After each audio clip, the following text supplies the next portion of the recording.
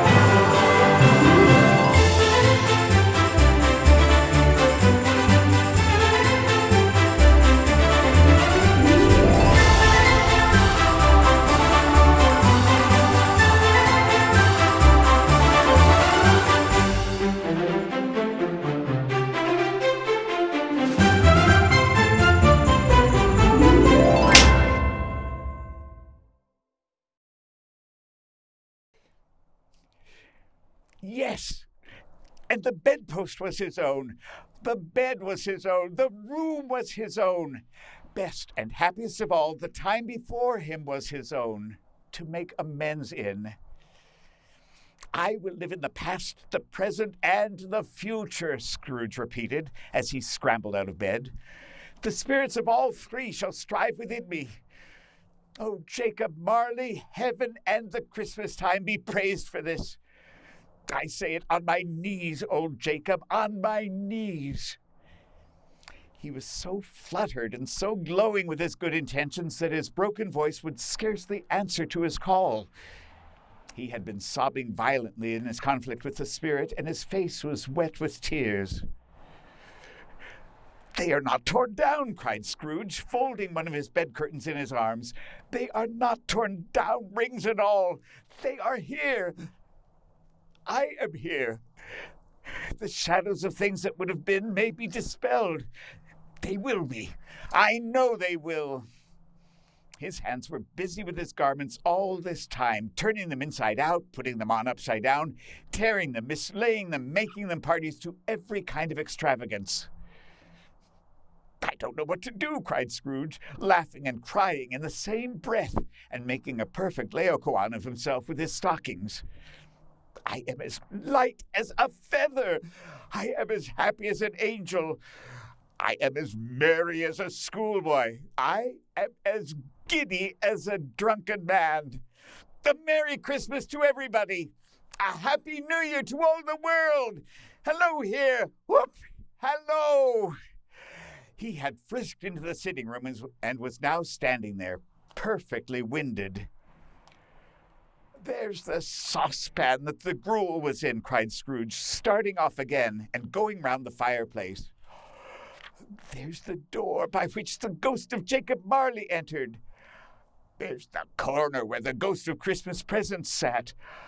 And there's the window where I saw the wandering spirits. It's all right. It's all true. It all happened. Really, for a man who had been out of practice for so many years, it was a splendid laugh. A most illustrious laugh. The father of a long, long line of brilliant laughs. I don't know what day of the month it is, said Scrooge. I don't know how long I've been among the spirits. I don't know anything. I'm quite a baby. Never mind, I don't care. I'd rather be a baby. Hello! Whoop! Hello here! He was checked in his transports by the churches ringing out the lustiest peals he had ever heard. Clash, clang, hammer, ding, dong, bell. Bell, dong, ding, hammer, clang, clash. Oh, glorious! Glorious! Running to the window, he opened it and put out his head. No fog, no mist, clear, bright, jovial, stirring cold. Cold, piping for the blood to dance to. Golden sunlight, heavenly sky, sweet fresh air, merry bells. Oh, glorious! Glorious! What's today? Cried Scrooge, calling downward to a boy in Sunday clothes who perhaps had loitered in to look about him. Eh? Replied the boy, with all his might of wonder. What's today, my fine fellow? Said Scrooge. Today, replied the boy. Why, Christmas Day. It's Christmas Day, said Scrooge to himself. I haven't missed it. The spirits have done it all in one night. They can do anything they like. Of course they can. Of course they can. Hello, my fine fellow. Hello, returned the boy.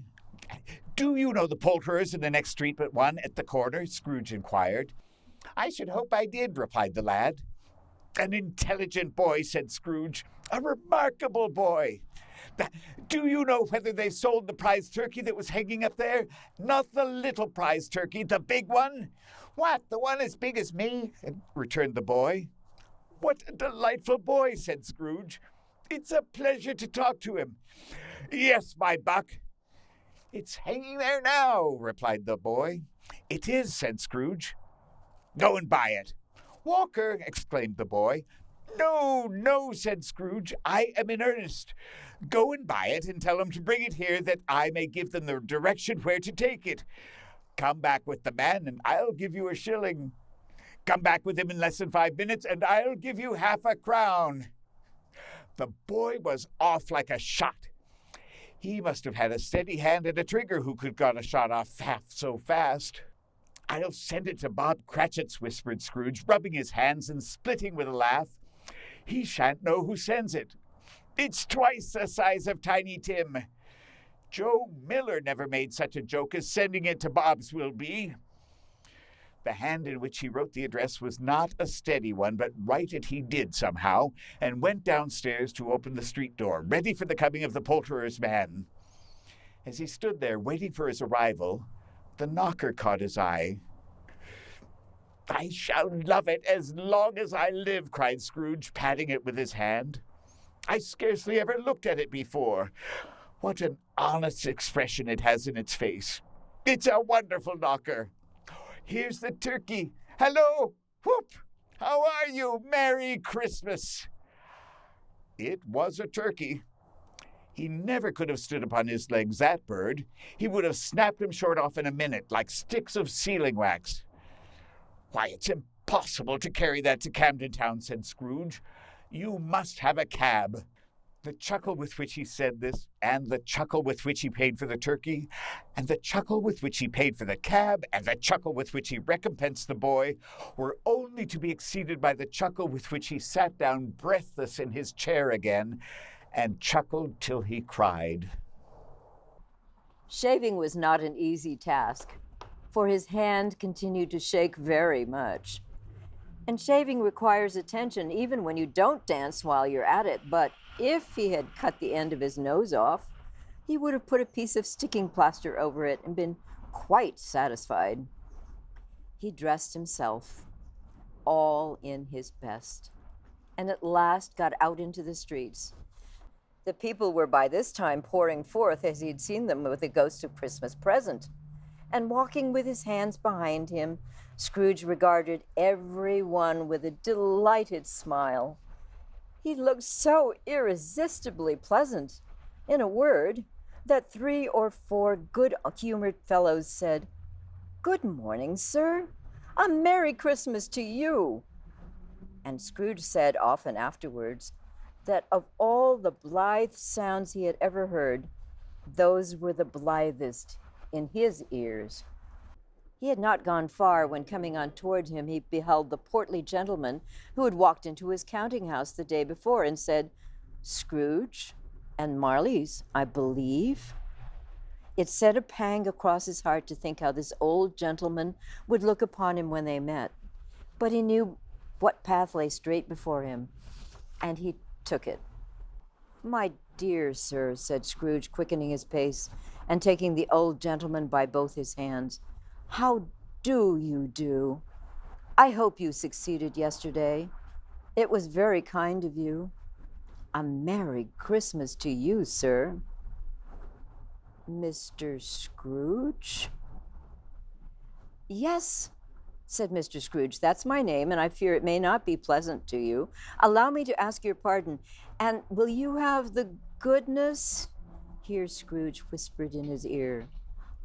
"Lord bless me," cried the gentleman as if his breath were taken away. "My dear Mr. Scrooge, are you serious?" "If you please," said Scrooge, "not a farthing less. A great many back payments are included in it. I assure you, will you do me that favor?" "My dear sir," said the other, shaking hands with him, "I don't know what to say to such "Don't say anything, please," retorted Scrooge. "Come and see me. Will you come and see me?" "I will," cried the old gentleman, and it was clear he meant to do it. "Thank ye," said Scrooge. "I am much obliged to you. I thank you 50 times. Bless you." He went to church and walked about the streets and watched the people hurrying to and fro, and patted children on the head and questioned beggars, and looked down into the kitchens of houses and up to the windows, and found that everything could yield him pleasure.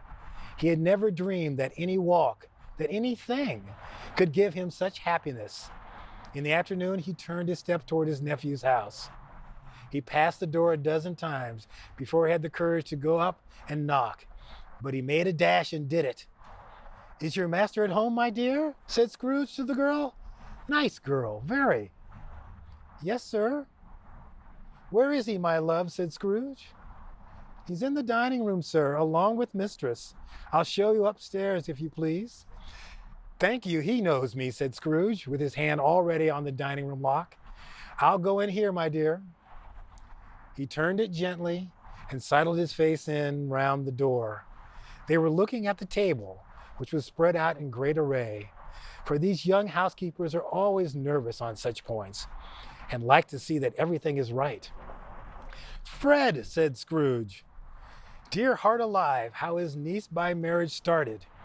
Scrooge had forgotten for the moment about her sitting in the corner with the footstool, or he wouldn't have done it on any account.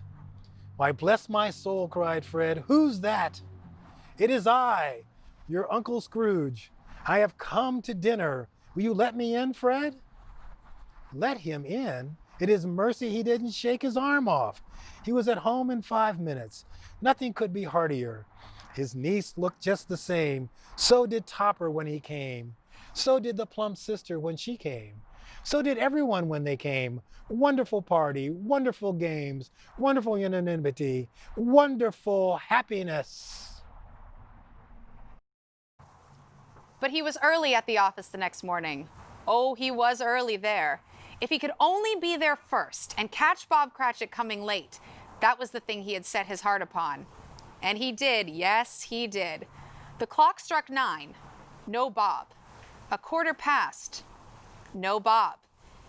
He was a full 18 and a half minutes behind his time. Scrooge sat with his door wide open that he might see him come into the tank. His hat was off before he opened the door, his comforter too. He was on his stool in a jiffy, driving away with his pen as if he were trying to overtake 9 o'clock. "Hello," growled Scrooge in his accustomed voice, as near as he could feign it. "What do you mean by coming in here at this time of day?" "I am very sorry, sir," said Bob. "I am behind my time." "You are?" repeated Scrooge. "Yes, I think you are. Step this way, sir, if you please." "It's only once a year, sir," pleaded Bob, appearing from the tank. "I shall not be repeated. I was making rather merry yesterday, sir." "Now, I'll tell you what, my friend," said Scrooge. "I'm not going to stand for this sort of thing any longer, and therefore," he continued, leaping from his stool and giving Bob such a dig in the waistcoat that he staggered back into the tank again, "and therefore I am about to raise your salary." Bob trembled and got a little nearer to the ruler. He had a momentary idea of knocking Scrooge down with it, holding him, and calling the people in the court for help and a straight waistcoat. "A Merry Christmas, Bob," said Scrooge, with an earnestness that could not be mistaken as he clapped him on the back. "A merrier Christmas, Bob, my good fellow, than I have given you for many a year. I'll raise your salary and endeavor to assist your struggling family, and we will discuss your affairs this very afternoon over a Christmas bowl of smoking bishop, Bob. Make up the fires and buy another coal scuttle before you dot another I, Bob Cratchit." Scrooge was better than his word. He did it all and infinitely more. And to Tiny Tim, who did not die, he was a second father. He became as good a friend, as good a master, and as good a man as the good old city knew, or any other good old city, town, or borough in the good old world. Some people laughed to see the alteration in him, but he let them laugh and little heeded them, for he was wise enough to know that nothing ever happened on this globe for good at which some people did not have their fill of laughter in the onset. And knowing that such as these would be blind anyway, he thought it quite as well that they should wrinkle up their eyes in grins as have the malady in less attractive forms. His own heart laughed, and that was quite enough for him. He had no further intercourse with spirits, but lived upon the total abstinence principle ever afterwards. And it was always said of him that he knew how to keep Christmas well if any man alive possessed the knowledge. May that be truly said of us, and all of us. And so, as Tiny Tim observed, God bless us, everyone.